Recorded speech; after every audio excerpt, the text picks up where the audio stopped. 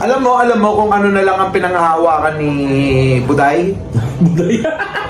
Totoo. Alam mo kung ano na lang pinanghahawakan niya? Ano? Yung baba ni ay doon na lang nakakapit yan eh.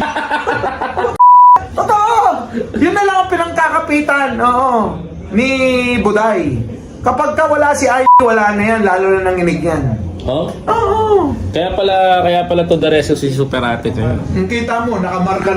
Kita mo, nakamarka na yung kamay ni Buday sa baba ni Ivy. Sa sobrang kapit. Sa gitna. kamay ni Buday yun nakakapit na ganyan. Nakamarka eh, sa sobrang kapit. Hindi, pero in fairness to in fairness naman kay ngayon.